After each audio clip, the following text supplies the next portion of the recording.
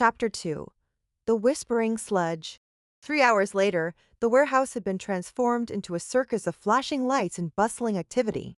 Magical forensics techs in hazmat suits moved around the crime scene like cautious dancers, their equipment humming with containment spells.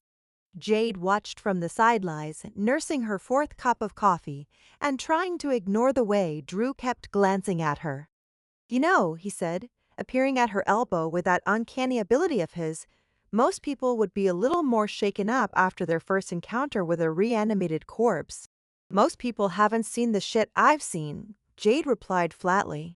She nodded toward the specialized containment unit where the remains of Cornelius Blackthorne now resided, a cube of reinforced crystal humming with protective wards. "Besides, it's not my first reanimated anything." Drew raised an eyebrow but didn't press. Markman, the lead 4-6 tech, a nervous elf named Sylvanus, who looked like he'd rather be anywhere else, approached them with a tablet clutched in his pale hands. "Detectives, we've got the preliminary results." "Let me guess," Jade said. "Weird magic, no conventional explanation, and a healthy dose of 'we've never seen anything like this before.'" Sylvanus blinked.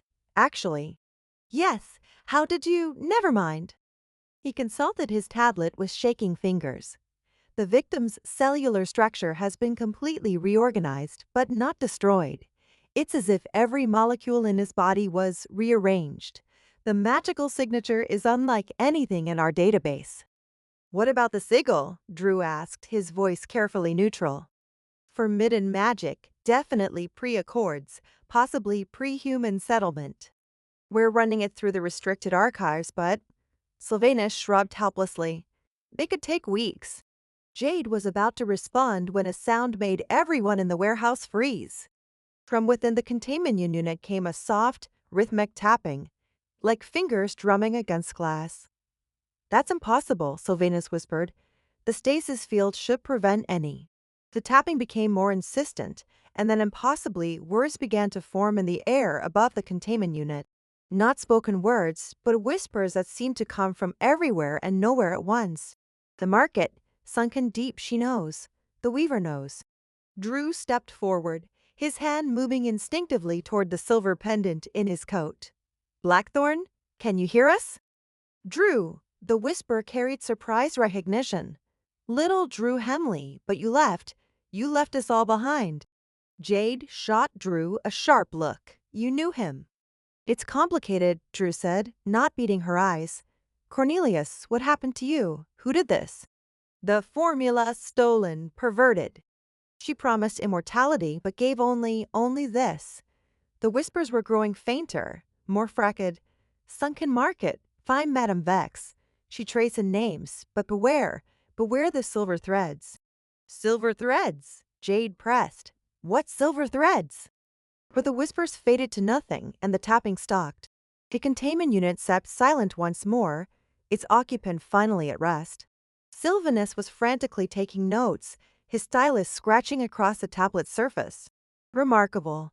The residual consciousness shouldn't have been able to maintain coherence for that long, especially after the spiritual trauma of— "Sylvanus," Jade interrupted, her patience wearing thin. "The sunken market. What do you know about it?" The elf's face went pale. "Detective Hawkins, surely you're not thinking of going there. It's not safe for anyone in law enforcement." "That's not an answer." "It's a black market," Drew said quietly, still staring at the containment unit. "Old Viridia, down in the flooded districts, technically outside city jurisdiction, so the badges are just colorful accessories down there." Jade studied his profile. There was something in his voice, familiarity mixed with distaste. "You've been there before." "Once or twice, in my previous life." Drew finally met her gaze, and for a moment the charm slipped away entirely. "If Blackthorne's pointing us there, it's because someone in the market knows something about his death. But Jade, these aren't the kind of people who cooperate with police." "Then we don't go as police," Jade said simply. Before Drew could respond, Captain Morrison's voice boomed across the warehouse. "Hawkins! Hemley! My office! Now!" They made their way through the forensics equipment to where Morrison stood near the warehouse entrance, his weathered face grim. Captain Samuel Morrison was a bear of a man, human but tough as old leather, with the kind of scars that came from 30 years of keeping Veridia's supernatural community in line. Sir, Drew said, slipping back into his professional demeanor. Morrison looked between them, his expression unreadable. Just got word from headquarters. This isn't our first liquidated alchemist. Jade felt something cold settle in her stomach. How many? 3 others in the past 2 months. All master-level practitioners, all found in the same condition. The brass has been keeping it quiet to avoid panic. Morrison's scowl deepened. Congratulations, detectives. You're officially hunting a serial killer. Why weren't we told about the other cases? Drew asked. Because the previous investigating teams all requested transfers or medical leave after encountering the remains. Morrison's gaze fixed on Jade. Seems you two are the first to actually get useful information out of a victim. Lucky us, Jade muttered. The pattern suggests our killer is targeting specific individuals, Morrison continued. All 4 victims were members of the Alchemical Guild. All worked with experimental formulae, and all had connections to Viridia's, let's call them alternative magical communities. The sunken market, Drew said. Morrison nodded grimly, among others. I'm authorizing you to pursue all leads, but Hawkins. His eyes narrowed. I know your reputation. You go in there like a bull in a china shop, and you'll end up as the next puddle on my crime scene photos.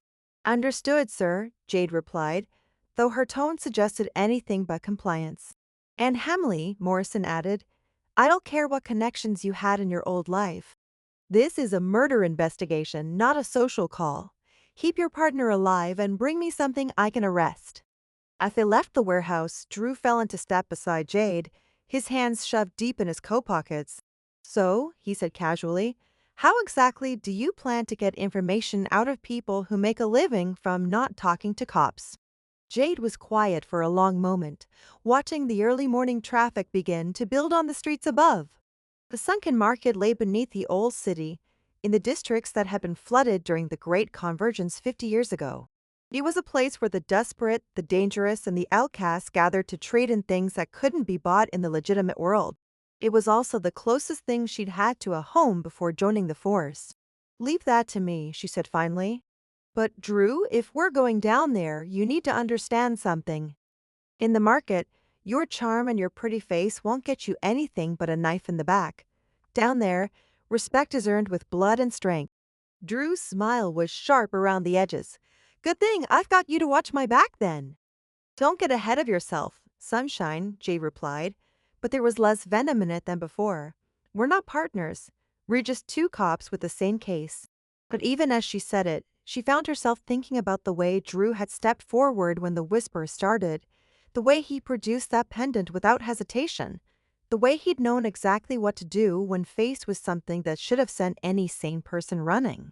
Maybe Morrison was right. Maybe they did make a decent team. The thought was almost as disturbing as the case itself. As they reached Jade's patrol car, her phone buzzed with a text from the forensics lab. She glanced at it and felt her blood chill. What is it? Drew asked, noting her expression. Sylvanus just ran the preliminary analysis on the sigil. Jade showed him the screen. It's not just forbidden magic, it's a binding seal, specifically designed to trap souls during the transformation process. Drew was quiet for a moment, processing the implications. So, Blackthorn wasn't just killed, he was tortured. His consciousness was trapped inside that thing. For 2 months, Jade confirmed grimly. Along with the other 3 victims, whoever's doing this isn't just committing murder, they're collecting something. Collecting what? Jade looked back at the warehouse where the containment unit held all that remained of Cornelius Blackthorn. I don't know, but I'm starting to think the sunken market is the only place we're going to find answers. Drew nodded slowly. Then that's where we go. But Jade, when we get down there, we watch each other's backs. Whatever game our killer is playing, it's bigger than just 4 dead alchemists. For the first time since she'd met him, Jade found herself agreeing with Drew Hemley completely. The thought should have been reassuring. Instead, it terrified her.